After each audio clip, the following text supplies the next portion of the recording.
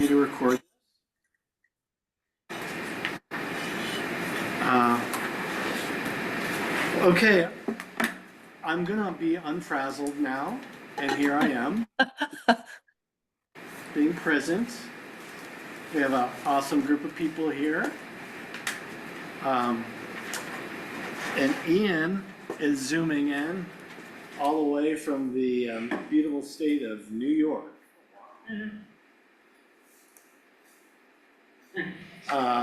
Ian was the president of the board of directors of Sierra Commons, and is advisor and has owned uh, accounting bookkeeping services, specializing in nonprofits and big businesses, small businesses. Let's see, and I think along with me, I think there's some things broken about traditional bookkeeping for people that are starting startup businesses. And so instead of spending this hour and a half going over stuff that there are thousands of videos on YouTube about, we've decided to mix it up and talk about the profit first model, which is a lot more approachable to many people.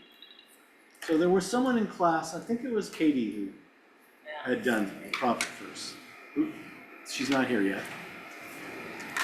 So there's someone in class that has experience with that. Cool. And so we're gonna go through that. Ian's gonna go through that. And if we have some time, we might talk about some of the traditional stuff like profit loss and that kind of thing. And also if you have questions about what's a good invoicing software or whatever, there could be time for that as well. Ian, did you, I sent you an email and said, hey, is this the most current presentation? Do you want to share your screen? Do you want to? I will share my screen. I think that we had you sharing your screen because there was some technical issue in the past, but I believe that should not happen today. Okay, so I just made you co-host. Cool. I will share my screen. And while I'm working on sharing my screen, I will also say that one of the places that you can find all of these videos on traditional bookkeeping stuff is the SBD website. I am almost positive that they have a bunch of like basic bookkeeping stuff there. Can you see my screen? Yep. Great. Yeah, so that's just our introductory slide there. So what I want to talk about today is not so much, bookkeeping, which is important, but it's like Robert said, it's pretty well taken care of other locations. Most people either kind of know how to do a little bit of bookkeeping themselves or can turn to some online videos or maybe took a class in college or whatever. I want to talk about financial clarity, which is sort of the end goal for doing bookkeeping, et cetera. Um, and so what I mean by having financial clarity is that you know the purpose of every dollar that you earn. You're spending your money with pre-planned intention. Um, and that is important because if you don't know what you're going to do with your money, sometimes even before you get it, you might miss out on opportunities because you're not ready for them. You're not sure if you can afford them, or you might commit to ones that end up being a huge strain on your business because you've over leveraged debt or um, really hurt your cash flow. You could get a tax bill you couldn't afford at the end of the year. And the one that I see most often is that people just don't pay themselves. And I really, really hate seeing us sacrifice ourself for a business because that's kind of the opposite of why we're starting businesses. So my mission is to make the blurry as clear as possible. Um, And the tool that I like the best, the pair of glasses that I like to use is this lens called Profit First, which is based on a book, and we'll talk a little bit more about that. So, 90% of small businesses are started by people who are really good at what they do. Um, and very few of us, myself included, ever get any real training on how to run a small business. Um, so I just want you to like think for a moment about how much you yourself knew about money management when you first started your business, either personal finance or business finance. Like how much structure and guidance had you ever been given, or did you really have to go pursue that yourself? So most people try to get clarity by turning to their bookkeeper. And so I want to sort of pause and talk for a minute about what I think bookkeeping is and isn't, and what accounting is and isn't. Um, so, you know, bookkeeping is just the day-to-day recording of transactions. Accounting is sort of the umbrella term for all things financial, right? It's a little bit like saying medical, right? Or doctor, even more, because it could be, ear, nose, throat. It could be elbow. If you say doctor, it could even be doctor of philosophy. Like it's a really, really broad term that is not well defined. So a lot of times when people say my accountant, they could mean their tax preparer, they could mean their financial advisor, they could mean their bookkeeper, they could mean their partner who does the bookkeeping for them. Um, and why this is important is because both bookkeeping and tax preparation are looking at things that have already happened in the past. So I think of bookkeeping or using financial software like QuickBooks or Wave or whatever, um, even pen and paper as like map making. We're making on paper what has already happened out in the real world, and ideally it's very similar, but sometimes it's wildly different, and then there's a problem. So, I let's just take a peek. So, the foundation of all bookkeeping, and I don't have an example of this, is the chart of accounts, which just means the list of all of the categories of the things your money can do, how it can come in, go out, move around, hang around. And the chart of accounts, or that list of categories, are the categories that you will see in your two foundational reports, which is your profit and loss report and your balance sheet. So what I have up on the screen now is just a sample straight out of QuickBooks, uh, sample profit and loss. Um, and like this makes me itchy when I look at it because I already see things that I would change about it. But essentially, what it's doing is it's showing you, what was your income? How does that break down? What were your direct costs, or what QuickBooks refers to as cost of goods sold? And how, is there any detail in there that we need? Then we get a something called a gross profit, um, which shows me my income minus my direct costs.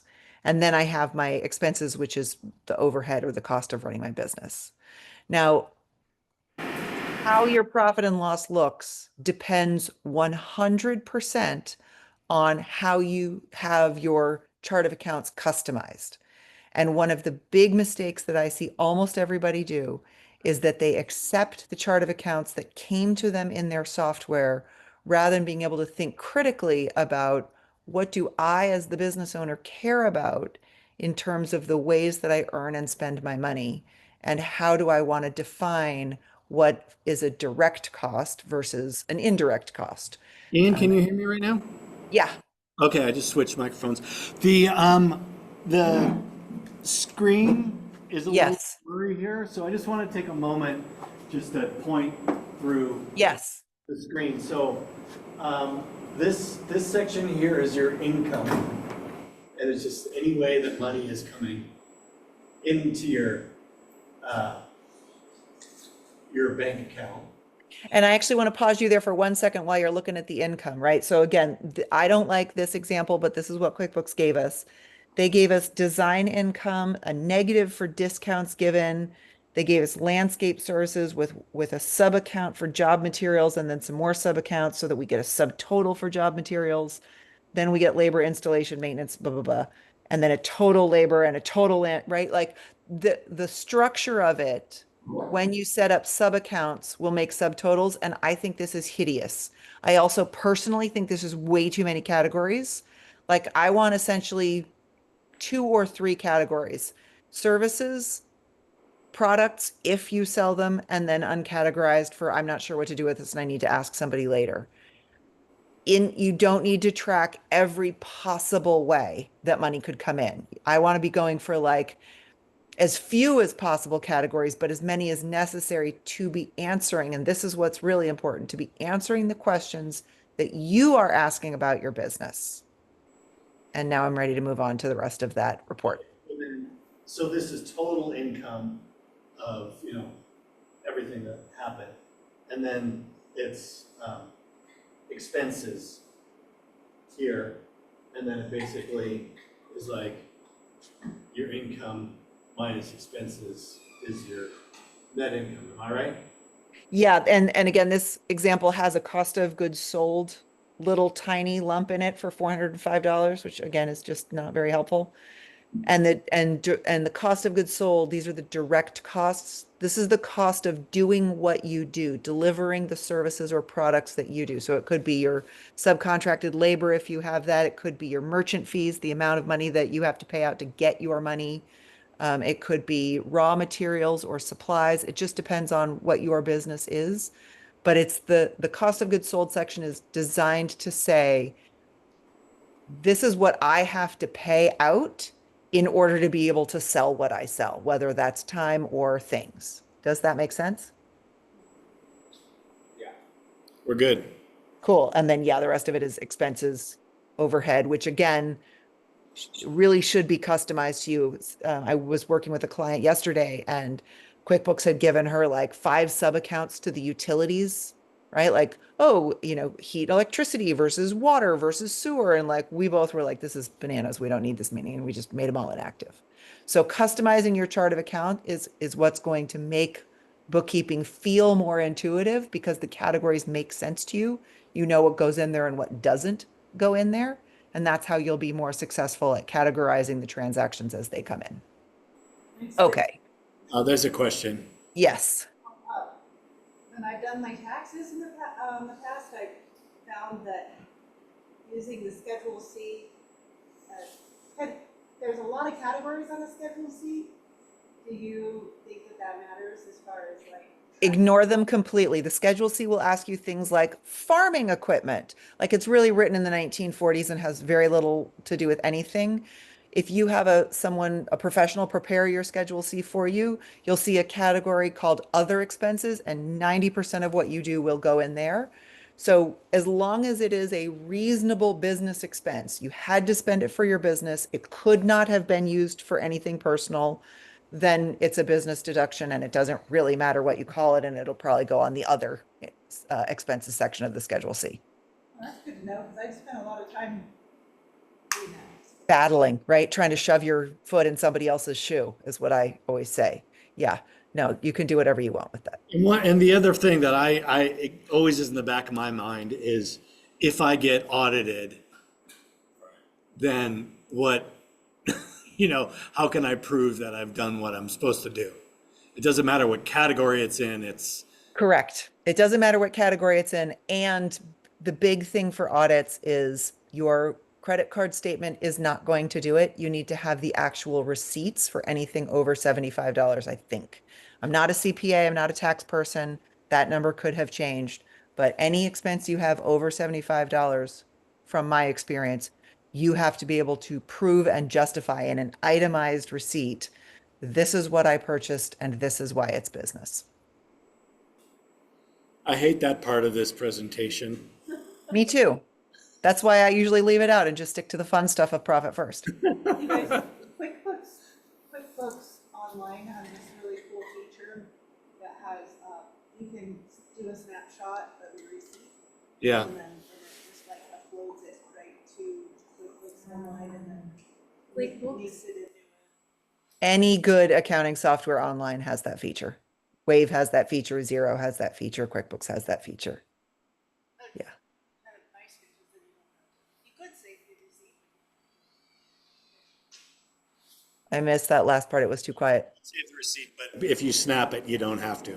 Correct. Yeah. PDF counts as saving. You don't have to save the actual physical receipt. In fact, having the PDF is often better because if you go to anywhere that prints on thermal paper, it'll be gone within a year. It'll just disintegrate. You won't be able to read it. Okay. Anything else I want to say about this? No. All right. Did that move us to our balance sheet? No, it did not. Oh, it put in arrows. Look at that. Little arrows so we can see what's happening. Let's see if I can get this buddy to move to the next one. Next. How about More, I bet you're gonna switch. there we go. The buttons weren't working, so I made it work. Okay. This is a sample balance sheet. So the profit and loss is the income expenses portion. The balance sheet is all of the other stuff. Together, they make the chart of accounts. So what you see on the balance sheet are all of the things that have a balance, right? So you can't answer a question on the profit and loss of how much did I earn without knowing the time period that you're talking about. How much did I earn this month, this year, this quarter, whatever it was. Balance sheet, like a bank account, for instance, is a snapshot in a moment of time. It's the balance on that day, whatever that day is. Today, December 31st of last year or sometime in the past.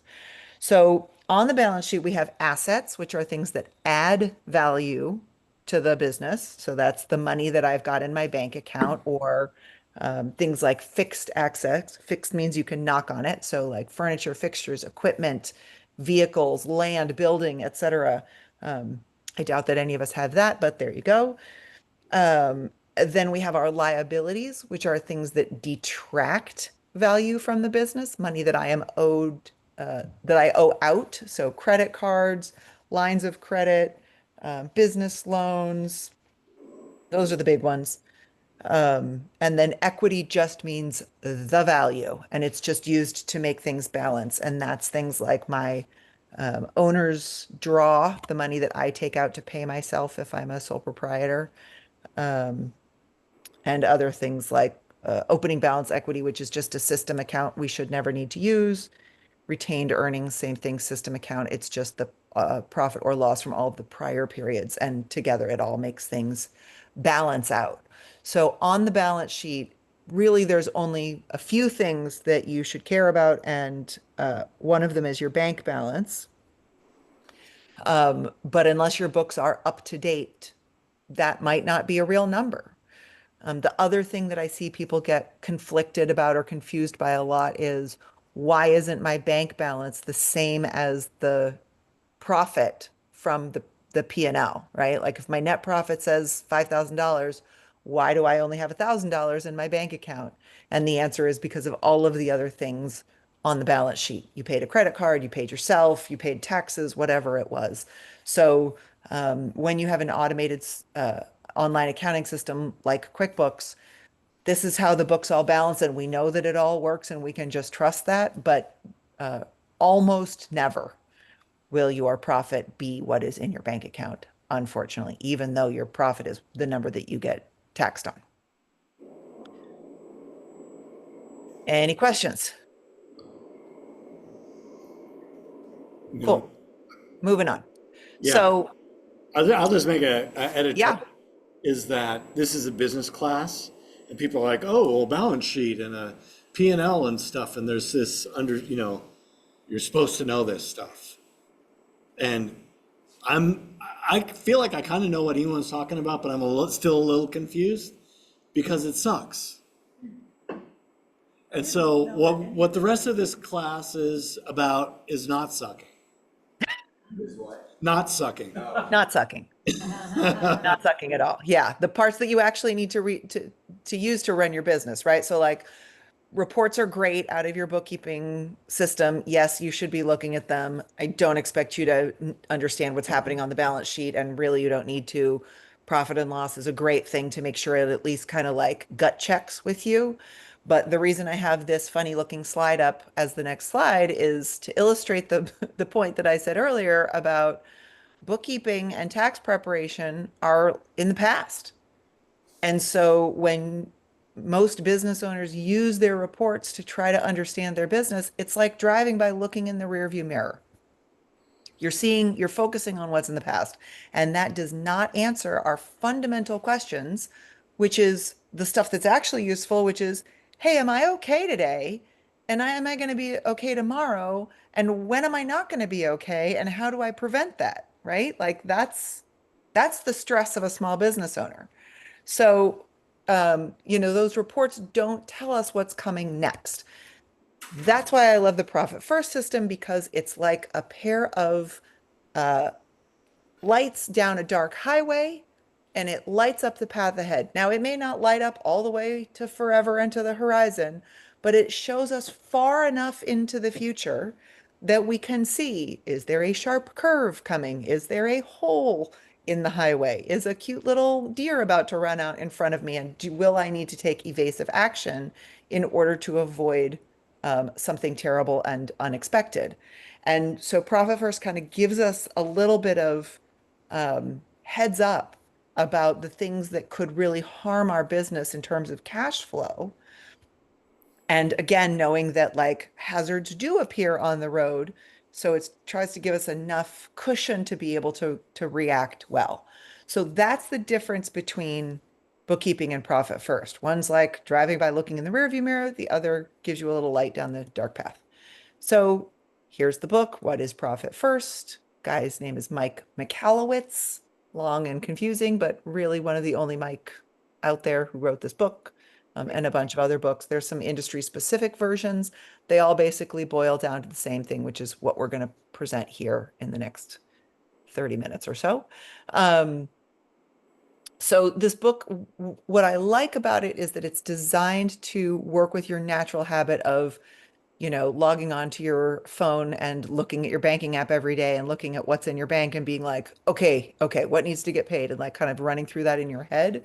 Um, so it's super for people who don't want to have to learn bookkeeping, don't want to have to learn accounting, don't want to have to understand every line item on the balance sheet, but still want to feel like they have the tools that they need in order to keep their business afloat. So if you haven't read the book or listened to the book, I recommend it. And I think of Profit First and bookkeeping as going together like beans and rice. They are two separate things that come together to make the whole, right? Like you need bookkeeping in order to be able to file taxes for compliance. But I think what really serves us is Profit First. So the fundamental premise of Profit First is it takes a look at that formula that we saw on the profit and loss, right? Our sales minus our expenses gives us our net profit. The problem with that, the problem with traditional bookkeeping, the problem with that report for our use as a business owner is that A, profit comes last, it's what's left over. And B, profit isn't pure profit. That if you're a small business owner, sole proprietor, single partner LLC, multi-partner LLC, profit is actually both the actual profit of the business, right? The taxable income, but it's also what you get paid out of. It's also what you pay your taxes out of. It's also what you pay your debts out of. It's also what you use for your emergency fund. So even if you have a healthy profit of $70,000 on your balance, or on your profit and loss, you're not going to see that on your balance sheet in your bank account because it's already been used for all of these things. And so you may have only been able to pay yourself 5,000, 10,000, or sometimes zero out of that 70,000, even though that's what you're paying taxes on. So right there is a major flaw in the system. Go ahead, Marcus. So, like when you're paying yourself and your taxes and all that, that wouldn't be considered expenses. No, because you are the business. Unless you are an actual corporation or an S corp, then you are considered an employee of your business. You file two separate tax forms. Then your pay becomes an expense to the business. Otherwise, it's just an owner's draw. You're just drawing equity out. And so it's not an additional expense, nor are the taxes, because the taxes are just what you owe on what you earned. and it's not an additional expense. Can you repeat that, please, on the S corp? What you just- Yes, if you are an S corp, the reason people choose S corp, and again, let me preface this by saying I am neither an accountant nor a lawyer. The reason people choose S corp is because their business is making enough money, usually netting, keeping $100,000 or more. You are separating out yourself from your business. You are incorporating, right? Making a separate body of your business. So your business files its own tax return.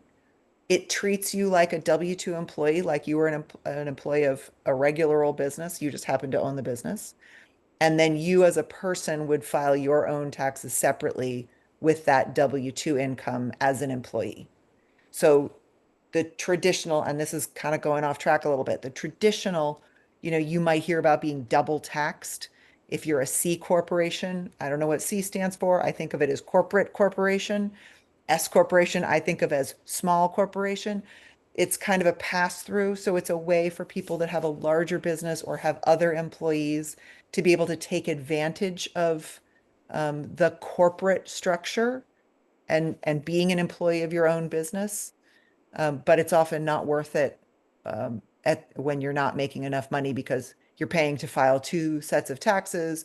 You now have to run payroll on yourself. You have to run a reasonable salary on yourself.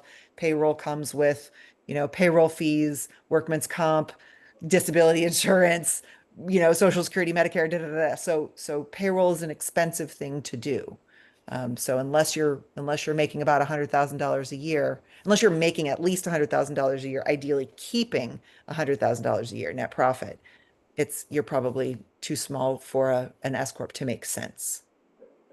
Yeah, I want to just add that and then we have one more question.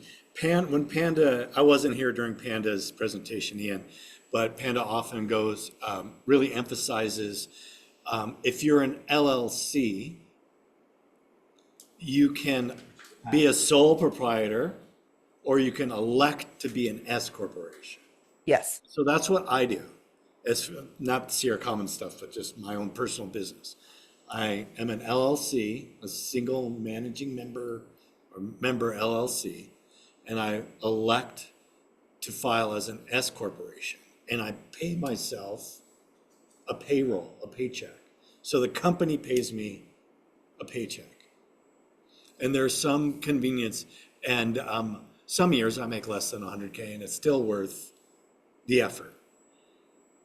Because I get unemployment, and I get workman's comp. Get on LLC? As an employee, I'm an employee. Robert Trent is an employee. Robert X. Trent Consulting LLC is the employer. Because you file as an S corp, right? Yeah, then that allows me to run payroll, and then the LLC pays payroll taxes, which Ian's right, are expensive, but I always get the two confused, the disability and the workers' comp. The state, if you're a sole proprietor, you're legally supposed to get workers' comp insurance. Is that right? Or is it live? No, and I don't want to go too far down into the what are the details of all this? Because again, I'm hoping that Panda covered most of it, and I'm not the expert in all of this. As a sole proprietor, you can actually opt out of workers' comp, but then you are not covered. So if you get hurt on the job, you're out of luck. So there's benefits. There's benefits besides just tax. Yeah. You are your own employee? Yeah. That's a good question. I'm an employee of the company, but I'm also the owner of the company. No. Yeah. Okay, sorry, Ian. Yeah. So the last thing I want to say about that, which hopefully again is repeating what Panda said, an LLC, a limited liability corporation, is a legal definition. It limits your liability. S corp is a tax designation. That's how you pay taxes. So those are two different things. So you can be an LLC and not be an S corp, or you can be an LLC and be an S corp, or you can just be an S corp and not be an LLC, Yeah. which is why we get Panda to come in. Hi, my question is, as a sole proprietor, do you get taxed on the gross profit? You get taxed on your net profit. So you get taxed on your income after expenses. But not like owner's draw though. Yeah, owner's draw is just you taking money out of the company. You can take out more than the company earned, or you could take out nothing at all. That's not what you get taxed on. Get taxed on your income minus expenses. Okay. Isn't that right? I couldn't hear that. You get taxed on your income minus your expenses. Yes, your net profit is what that's called. That bottom line on the report, your income minus your expenses is your net profit. That's your taxable income. Before owner's draw and all that stuff. No. So- Owner's draw is irrelevant to it. You get taxed on your net income. Okay. You could take all the money out and never pay your expenses. I know, I was like. I mean, that's Yeah, what she I know means by the taxes. owner's draw is, owner's draw is like whatever you do with the Yeah. money. That you do with Yeah, the- and so again, usually what I see is the opposite, right? Usually what I see is people not being able to take anything out of the business because their profit is not big enough to be able to support paying their taxes and paying themselves and covering what they need to cover. Usually it's people putting money into their business to cover those things, but they're still being taxed on their net profit. Right? Can I answer it a different way, Eileen? So you have a business bank account and you have your personal bank account. Yeah, All your business stuff is happening out of your business account. yeah, And then once in a while, you're like, I gotta buy groceries. And you take something from your business bank account and you put it into your personal bank account. yeah. When you do taxes, they're gonna look at that. They're not going to look at that. They're going to ignore that. That is irrelevant. What you take out of your business and pay yourself has no tax impact at all. For the corporation, but for your personal, that's personal.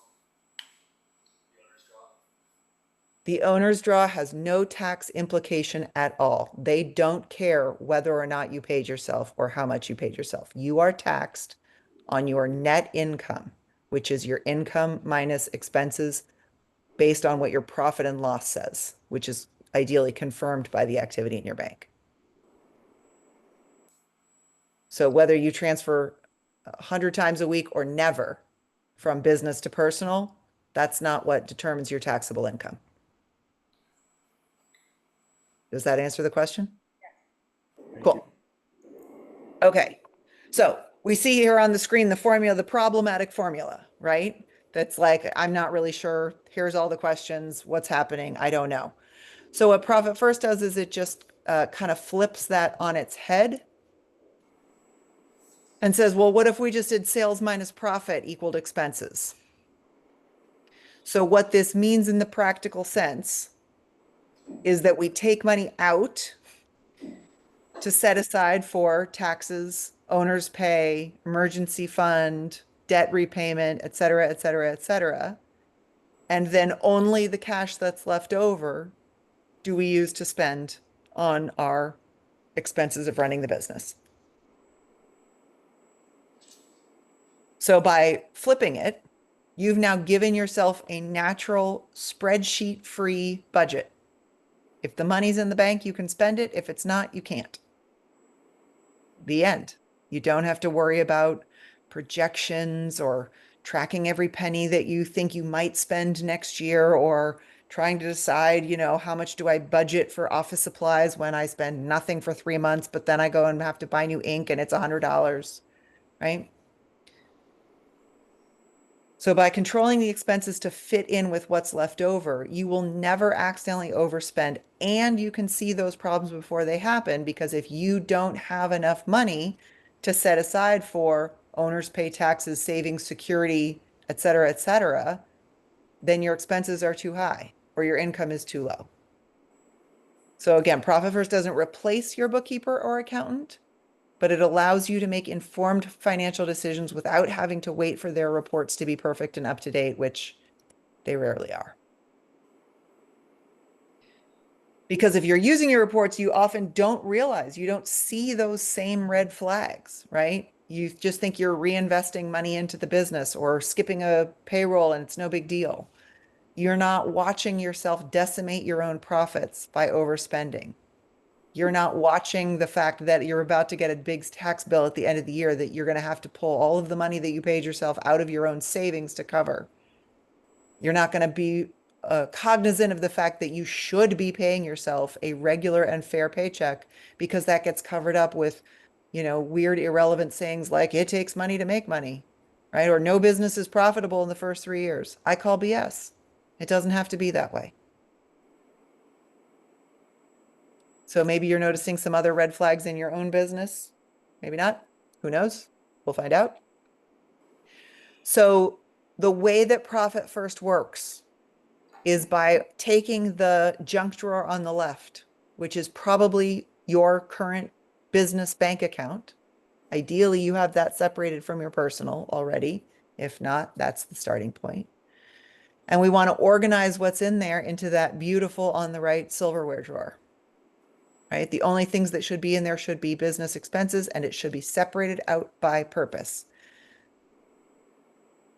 So we are actually looking at opening multiple separate bank accounts, right? One for the little forks, one for the big forks, one for the knives, one for owner's pay, one for profit, one for expenses.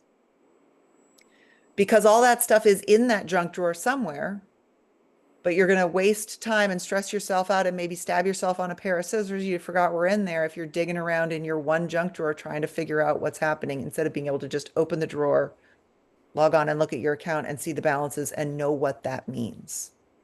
So here are the basic bank accounts that Profit First and I believe every business should have. An income checking account, a profit savings account, an owner's pay checking account, a tax savings account, and an operating expenses checking account.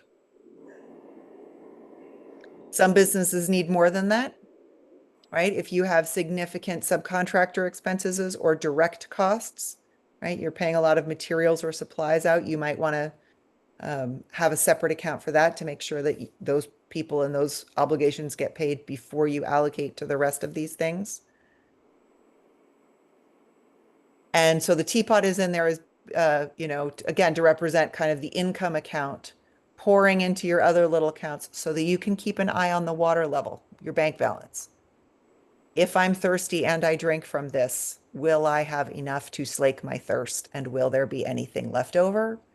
And am I refilling this cup at least as fast as I'm drinking from it? Good so far? Question, Yeah. does this model work okay with QuickBooks and stuff? It's independent of QuickBooks, right? Beans and rice. Well, I was saying the reason why, because QuickBooks, you link your checking accounts. You leave your checking accounts? You need them. Or is that what you're saying? You link them. Oh, link them. Yes. Yeah. So you'd just be linking 5 accounts instead of 1. Okay. Yeah. So one of the questions that often comes up here, which I'll just answer even though it didn't come up now, is why do I need an owner's pay account? Right? If it's just me and it's just my business and I'm just a sole proprietor and I'm just paying myself what I can, why do I need a whole separate bank account for that? And for me, that's to answer this question of, can I pay myself sustainably? And what impact does that have on my business, right? So this is a way to like play act at being an S Corp before you're an S Corp by paying yourself a regular fair wage. So by saying, hey, a percentage of every time I get paid in, percentage of my income is always going to go to my owner's pay account. And now I can see how much I can afford to pay myself. Then I'm regularly paying myself while still setting aside money for taxes, while still setting aside money for emergency savings, profit, and while still meeting my obligations.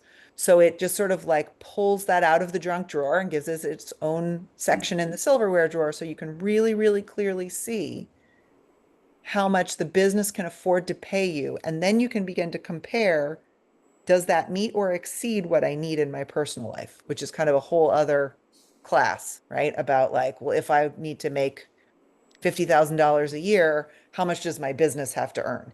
And my sort of like general off the top of my head, knowing nothing else about your business is usually it's a multiplier of 4. So if you want to get paid $50,000 a year, it's a good idea to aim for top line revenue of at least 200,000, depending on your expenses and all of a bunch of other stuff. But again, and so the book Profit First will take you through the exact process of how to calculate your percentages, how to set up your bank accounts, blah, blah, blah. But this is again, just kind of the quick and easy overview.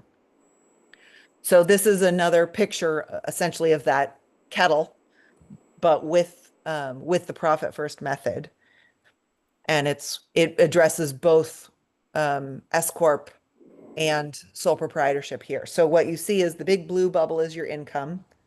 All of the money that you earn comes into one bank account so that you can see separately what are the trends in my income, right? I've got 2 arrows pointing to the side for the like, I don't know, maybe this is you. One is materials and subcontractors. Again, if you pay out people to do the work that you sell, or if you buy a lot of products or raw materials in order to produce goods that you sell, you may want to set that aside first. And the other is an arrow for something called a drip account. So if you happen to be a business where you get big retainers up front, web designers often do, right? They're going to design a $10,000 website and the client puts down $5,000 and that's supposed to last through the first 3 months of the design process. So Profit First has a system to say, we'll put it in a different account and then we'll like drip or release some of it back as we should be spending that money. That's all sort of advanced. It's on there just as a placeholder, but most people can probably ignore it. So once we get the income, it comes down. It then goes to these, I have 5 accounts there. Many people can get away with 4. We put a percentage into our profit savings, a percentage into our tax savings, percentage into our owner's pay, percentage into our operating expenses. And then again, I have a little placeholder for maybe you have special expenses. Maybe you're saving up to buy a large piece of equipment or redo your website or hire a new employee. And you want to just say like, I'm just going to set money aside over there again to see how much can I afford to set aside before I can no longer pay my expenses out of my operating expense account. I had a question. Yes. So this is kind of like all fluid. It's sort of like an escrow account where when you're starting off, you're thinking you're going to need, say, $3,000 for my taxes. Sorry, Robert, is there any way to get a microphone or something to make that louder? Because I'm hearing very quiet little. I can yell. Yeah. I'm gonna switch it back. And can you hear me right now, Ian? I can hear you. Yeah. That's a no. Oh, no.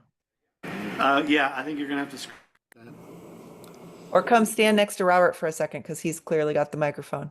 I can just yell. All right. So basically, this is kind of like an escrow account, sort of, where you're okay. So you're starting off at ground level. I don't know how much taxes I'm going to need or operating expenses for the future.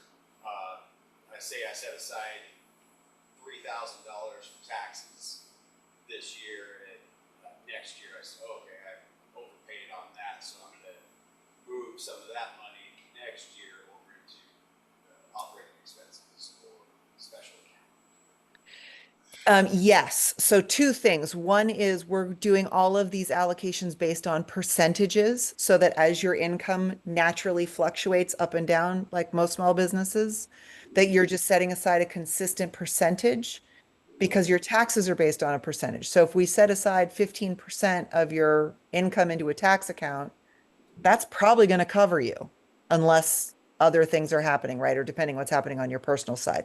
So rather than using it as an escrow account that once a year we go, oh crap, that didn't work. I guess I've got to make it more next year or less next year. We're going to try to really hit our marks throughout the year. But yes, if you get to the end of the year and you pay your tax bill and you're like, I saved way more than I needed to, you can just transfer that over either back into your operating expenses account, which is kind of my least favorite place to transfer it. unless you're buying something, special, like, oh, well, now I can afford to upgrade my equipment or my computer or whatever it is. I'd rather see you take that home, right? If I didn't spend it, as the business owner, I should be the one rewarded. So let's put that into profit and take it home or pay you a year-end bonus. Does that make sense?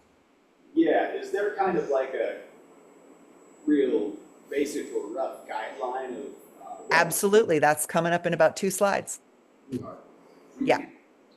So the third tier here, which again is just mapping out the classic profit first system, not everybody does this, is that Mike actually suggests transferring out of your profit savings at your main bank to a secondary bank. To me, that's kind of overkill. If you want to do it, if you don't. It's really about, can you leave that money in the savings account, or are you kind of borrowing from yourself constantly? If you're borrowing from yourself constantly, then yes, it's a great idea to go put it at a separate institute that maybe doesn't have online banking, so that it's harder to get to until it's the, quarter end and time to pay your estimated taxes, or the quarter end and it's time to do a profit distribution. And then the last thing that I think is more relevant on here is from the owner's pay, there's 2 orange arrows depending on your corporate structure. So if you are a sole proprietor, you would transfer the money from the business owner's pay holding or escrow account directly into your personal account. But if you're an S corp, then you would reimburse the operating expense account or whatever account your payroll gets paid out of. Maybe that's a special account. So that's what that flow chart means. Any questions on that before we move on? You can always come back. Let me move to slide 18. Okay, so here's the basic guideline. What a great question. Essentially, what we're saying is a business's needs change at different revenue levels, right? So pre-revenue, before I'm earning money, I really don't have a lot to work with. All of the money that's coming into the business is investment from me, my family, my friends, maybe from a bank, who knows. And so when that's the case, when I'm not yet earning money, I want 97% of what I've got to be paying expenses, startup expenses, overhead, et cetera, et cetera. But even before I'm earning money, I want to start to implement this habit of allocating a percentage to profit owners pay and tax. So I'm going to put 1% in there, or even just $1 every time I do my allocations, so that I have this flow established, so that when money does start coming in, everything's already set up. So the next column over is from the first dollar that I earn to about the first $250,000 that I earn. Usually I, as the business owner, am doing almost everything in my business: sales, marketing, delivering service, often doing the service, etc. And so because of that, I want to keep my owner's pay at about 50% of what I earn, again, after any materials and subcontractors. And I really am only going to probably set aside about 5% into profit, 15% for tax, and my operating expenses should ideally not exceed 30% of my income. Now, when I start working with small businesses, usually expenses are more in the 60 to 70% range, which is why people aren't paying themselves, because they're spending more than they can really afford, and they're the ones taking the hit. They're also often not saving for taxes, and they're almost never putting aside money for profit. And then at 250, usually that's when you're like, I'm overwhelmed, I need some help. You hire an assistant, you hire a bookkeeper, whatever it is. And so as we begin to delegate tasks, you'll see the percentage that goes to owner pay goes down. Ideally, the dollar amount doesn't. Ideally, what's happening is we're now earning enough that 35% of $500,000 is more than 50% of, 100,000. So even though the percentage is going down, hopefully the actual dollar value is staying the same or going up. And then it sort of goes up from there to a $5 million business. So what's interesting is the profit goes from 5% to 10% to 15% and then back down to 10%. And again, that's just because the sort of projected growth of a business. When you're in a growth phase, it's harder to have a lot of extra cash, but your profit should never fall below 5%, ideally never below 10%. And 15 is wonderful because that's what funds the phase of your next development, right? So like around 800,000 to $1 million, there's a huge infrastructure push. And so if you're not making about 15% in profit, it's really hard to break through that $1 million ceiling. But the tax percentage stays pretty consistent, you know, and some people say, well, I paid 25% taxes. And it's like, well, yeah, maybe like that's a real tax rate. 15%, it should cover what your business tax liability is. And if not, then again, we can always adjust these percentages. This is like the off the rack suit that we then need to get tailored so that it really fits us.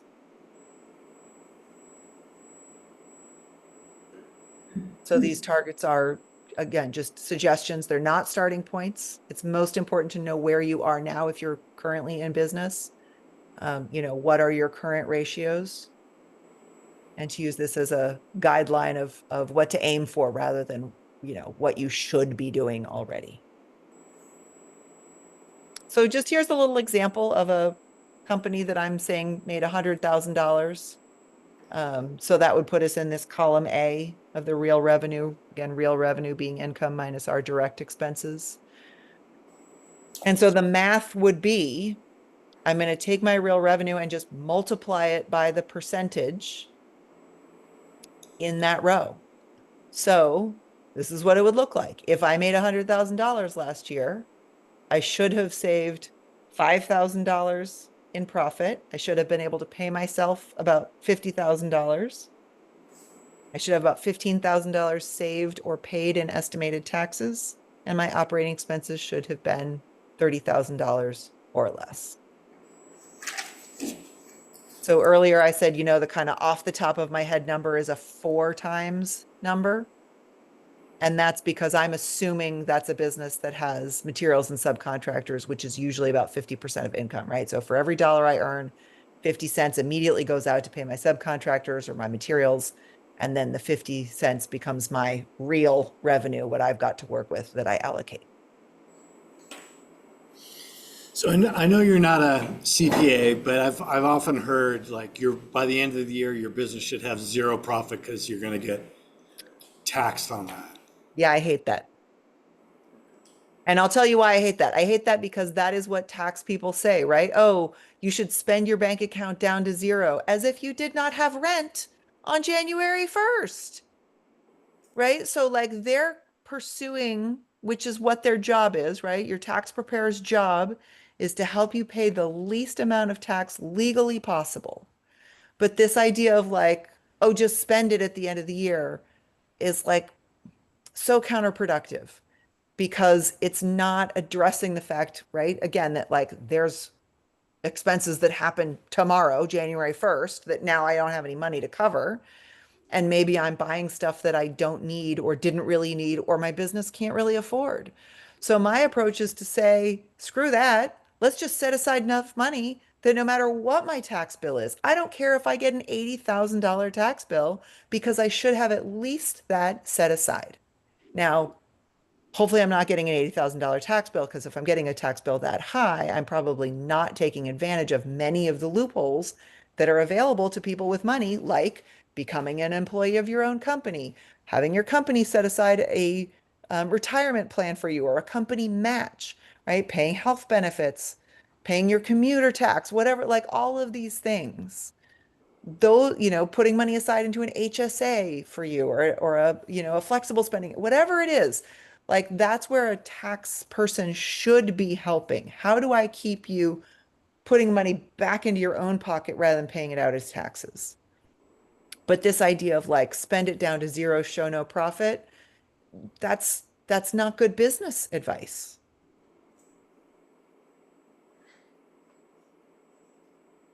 Cool. Yeah. Thank you. Yeah. So again, even if you did have a business that was $100,000 last year, my guess is your numbers wouldn't look anything like this if you weren't using the Profit First system. So this is just to show you the growth opportunity that exists. It means that I can review and restructure things so that I can begin to move towards being able to pay myself $30,000 instead of nothing or less than that. It allows me to set targets to be really intentional about my money. So if I see something, shiny and fancy and I really want to buy it, now I have a percentage in which to say, is that a sustainable purchase for a business right now, given my current income level?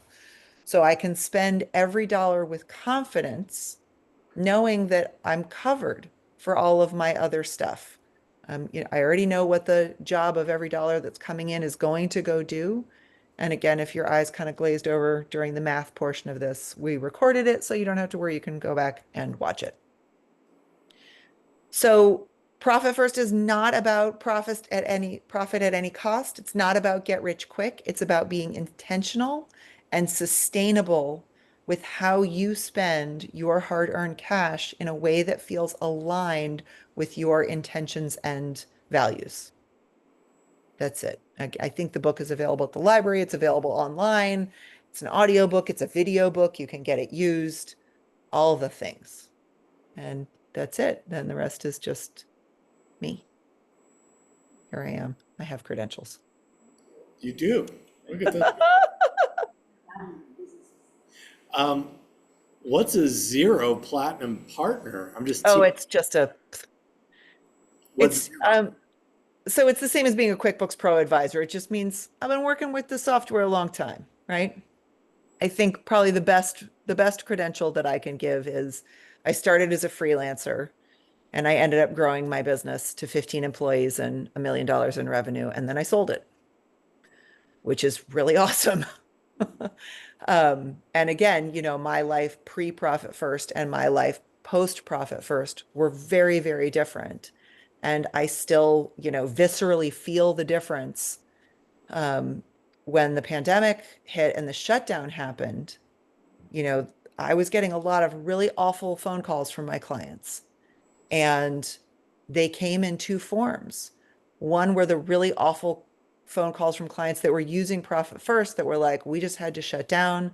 We don't know what's happening. Everything feels really bad. Can we make a plan? How do I use the money that I have to try and keep things rolling so that I survive this horror show? Which sometimes meant laying off employees and other really hard decisions. But those calls were much better than the calls that I was getting from the people that did not have Profit First, who essentially were saying, I have to shut my doors because I've already leveraged my personal future. I haven't been putting money into my kids' college saving. I haven't been putting money into my own personal savings. I've been drawing all of my personal resources to dump into this business, hoping it would go somewhere.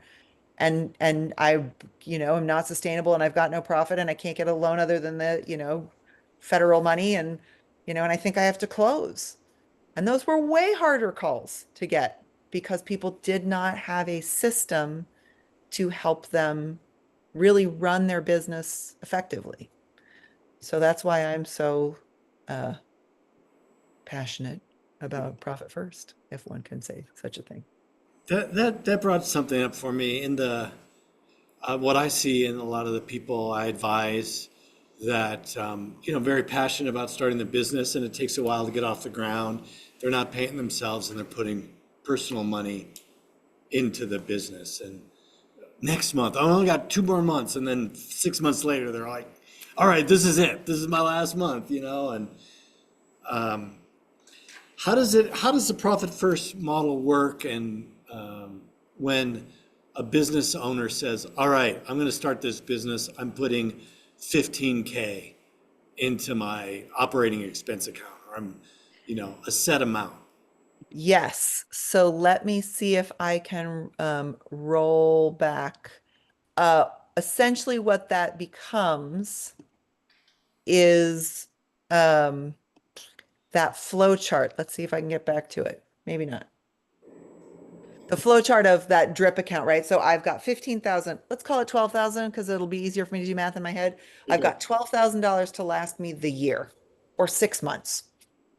Great. So then put $12,000 into a business savings account and pay yourself $2,000 a month as your income. And that becomes the business income, even though it's from you. And so that's where you use the percentages of, I'm going to put 1% into tax, 1% into profit, 1% into owner's pay, and 97 into expenses. So that shows me I can only spend $2,000 this month if I don't want to blow through my money faster than 6 months. Right. And again, in the beginning, it's a little fussy because there's things you'll need right up front that you won't need, in months 3, 4, 5. But I also think that's a great place to question some of those expenses, right? Like people say, oh, I want to start my business. Parentheses, I have not tested my product. I don't know if anyone's actually going to buy it. I don't know what the actual costs are. I don't know any of these other things, but I have this great idea. And I'm going to go buy business cards. Sweet mama, please don't. A business card is not going to bring you in income. So when you are in that pre-revenue phase, I don't want to see a single penny spent on something that is not going to actively bring you in new money. People don't give a shit about business cards, right? I didn't carry business cards. I owned a business for 25 years. I rarely, if ever, carried business cards. What would happening at network events would sound like this. Oh, you're a bookkeeper. I need a bookkeeper. Can I get your business card? And I would say, I actually don't carry business cards, but if you give me yours, I will contact you, right now. And I would get their business card and I'd take a picture of it and I'd send them an email as we were talking, and then I'd hand their card back to them because I know that card cost them $1 to print and they shouldn't give it out if I'm just going to throw it away. Right. And if they were like not ready to do that, great. It's because they're not ready for a bookkeeper right now. When they're ready, they can find me or not. Right. Like there's just better ways to do it than handing out dollar bills, which is essentially all a business card is. Right? Get a Facebook page instead of a website page. Like literally do not spend money unless you have to. Yeah, I find that people that are starting businesses, and it's a struggle to get it off the ground. And oftentimes, and I've experienced this myself, where I feel like I'm flailing, and flailing means like a fish out of water. You're just not making any progress. And oh well, I just bought a website, or I just got myself a new computer, or I got this license, or I did these things that you're spending money, and you're like, okay, well, at least I'm doing something. I'm making progress. Because, maybe you're not making sales, but you're feeling like you're doing something. And that's really a easy trap to fall into. Yeah. Yeah. Because if you're not making sales, you have no business. And again, like 80%, I don't even remember what the number is, some ridiculously high percentage of businesses do not work. So if yours happens to be one of the ones that doesn't end up working, you are in great company, right? It's not a personal failure. You just didn't have the right service for the right market at the right moment, and I don't want to see people going into debt over a very normal thing. So know that people are willing to give you their money before you spend money if you can. So this echoes what Tim Yamauchi said. What's the number one reason why businesses fail? Run out of cash. What's the number two reason? Reason one, running out of cash. And then Ian is saying this, so like, it's not just one person saying it. It's more than one. And then the other term that he used, which Ian is saying in a different way, is nearness to cash. So if I'm going to spend this, how quickly is this going to give me double that money back? Yeah. A year, don't do it. If it's a month, then Yeah, I mean, ideally it's 30 to 90 days, right? That's kind of what I use. And that to me, that's the difference between um an expense versus an investment, which QuickBooks will both call them expenses, but an investment type expense is me, purchasing the thing so that I can sell it within 30 to 90 days. If I have something that I've purchased and it hasn't sold in 30 to 90 days, I don't have a good market. So I have a friend. She's not a client, but she produces small batch clothing, right? She likes silk screen stuff. And she's always like, "Oh, I ran out of the sizes in your size and I've got too many extra smalls, whatever." And I'm like, "Why aren't you what I call kickstarting it, right? Why aren't you pre-selling? You have people say, I understand production is going to take 3 months, but I love your clothes so much. I'm actually going to pay for those pants now. And that now gives you the money to go do the production. And more importantly, you know exactly the number of sizes that you need to fulfill the orders that you have. And then just do like 20% more on each size. So you're not going to lose money." And she's like, "Oh, no, no, I don't want to do it that way." And I'm like, "Okay." And that's why she's not my client. Yeah, that's why if businesses say, I'm going to invest the $12,000 scenario in this idea and see if it flies, and the first month you don't make any, the first 3 months you don't make any, and then the third month you make 1,000, well, then you can, that 12,000 initial investment goes just a little bit longer, and if you're like 8 months and you're still not touching that money, then hey, you might be onto something. Yeah. But if if you go through the $12,000 in whatever time you've allotted, I'm not saying like just give up, but it's a good indication.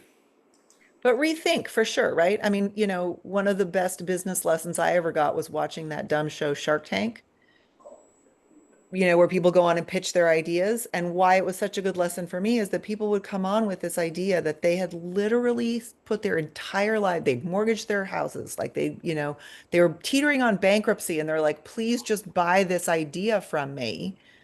And this panel of really savvy business people would be like, "It's not a unique idea. You can't patent it. You don't own it. There's nothing there. It doesn't matter that you destroyed your future and your children's future. You don't have a business." And like, imagine if someone had said to them, anything close to that before they had gotten wrapped up in the idea of, if I just throw more money at this, it will work.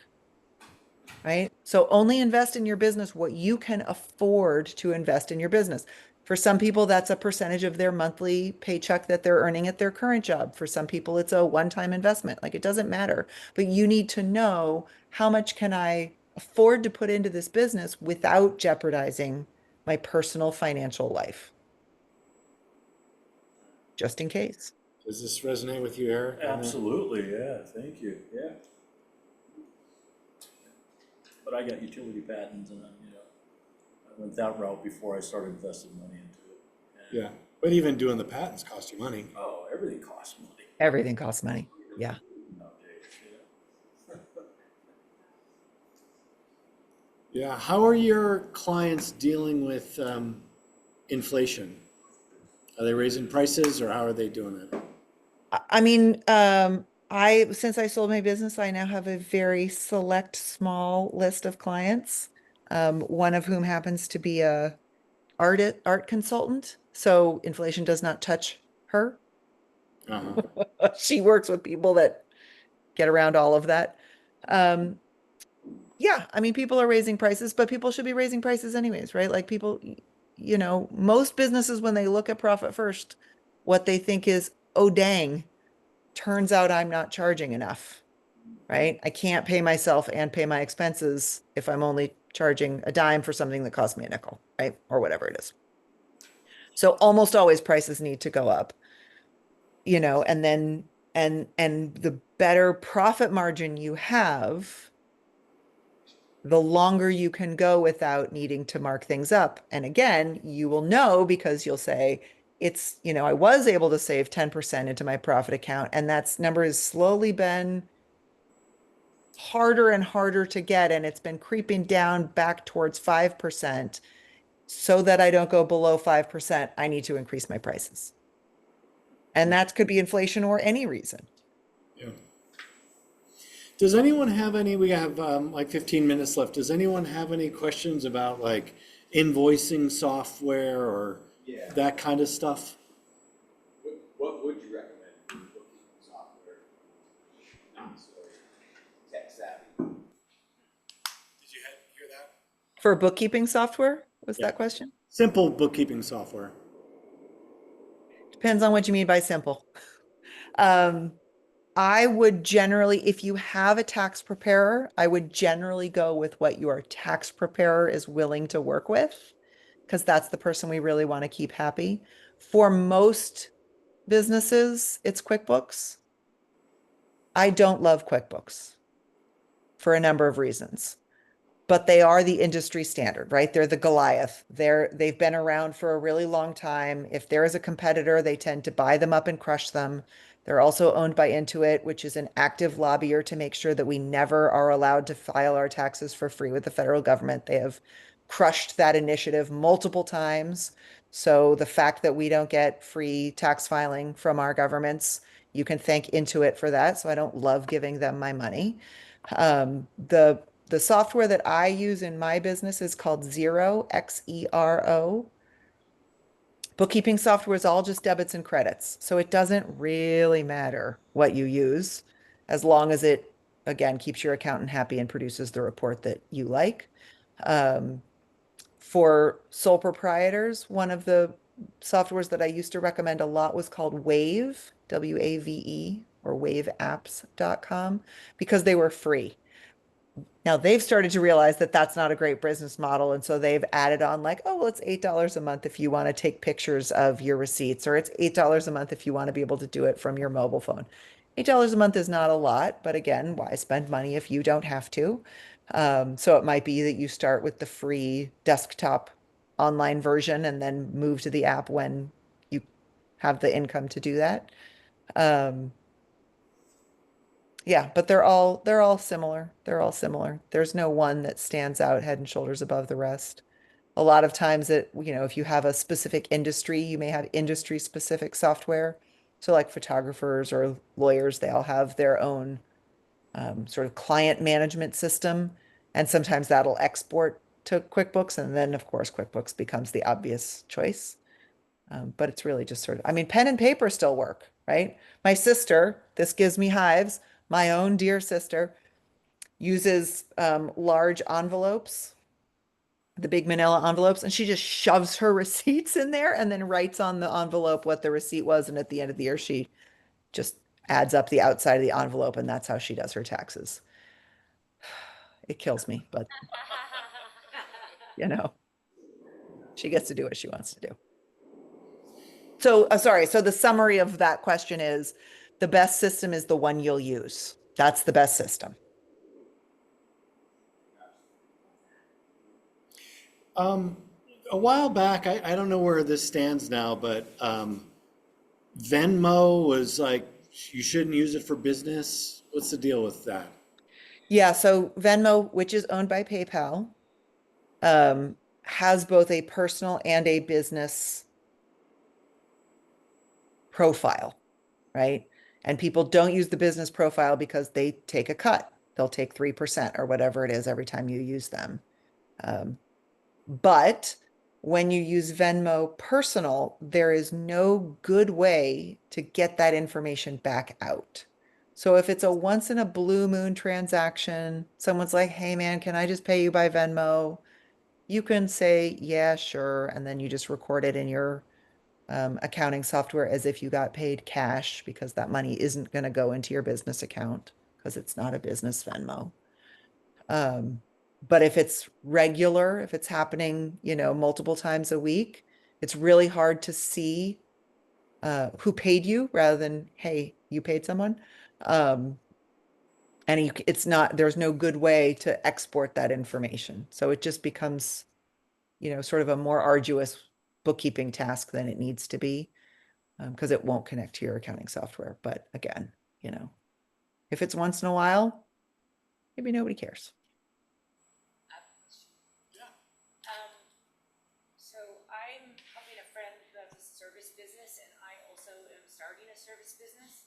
And so she gets pretty big, and so what she's doing now is going to be my, it's going to be my reality too.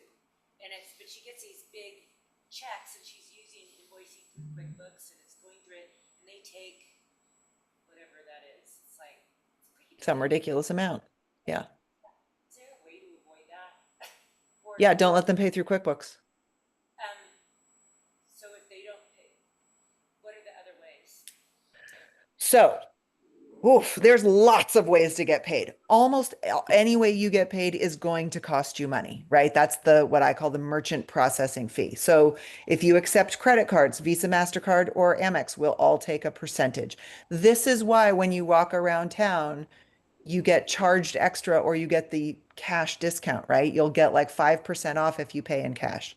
So the ways to be paid without fee is someone handing you a good old-fashioned paper check, someone handing you cash, or someone sending you an ACH payment, automatic. I don't even know what ACH stands for, but like that would be something like Zelle, which just moves money directly into your account.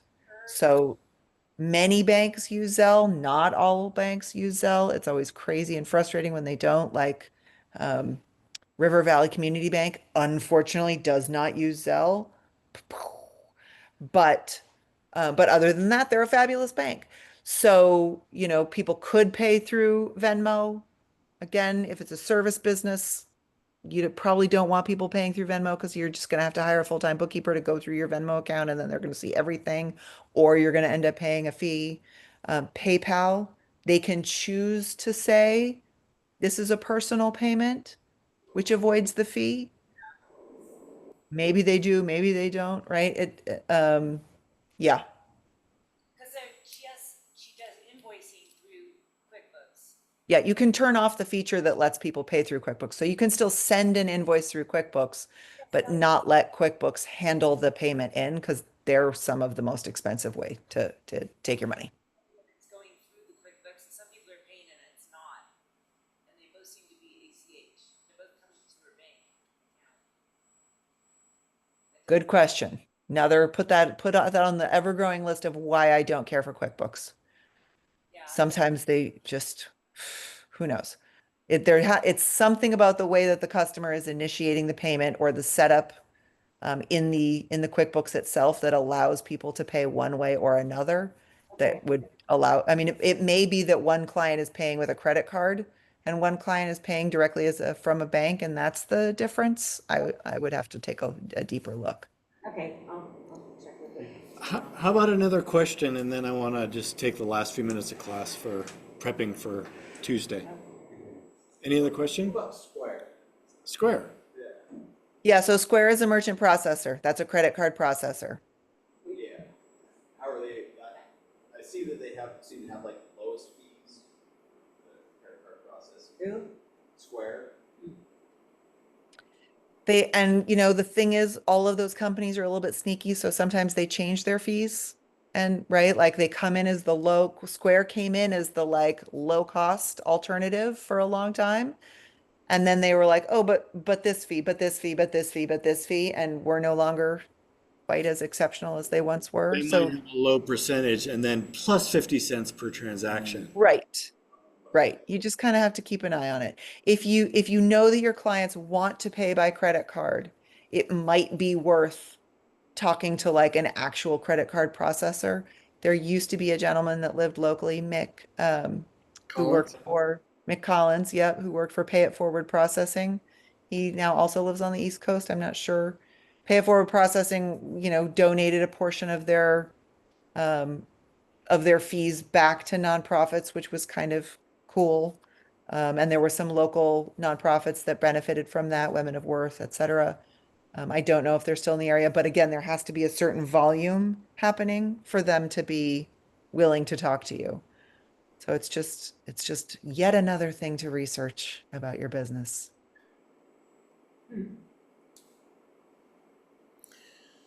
All right, Ian. All right.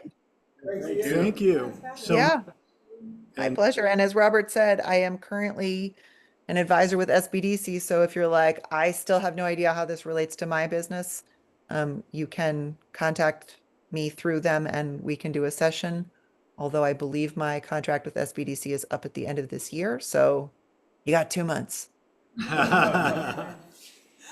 Cool, so, thanks Ian, and, I'll try to hit you up when I'm in New York. Sounds good. All right, later. See you.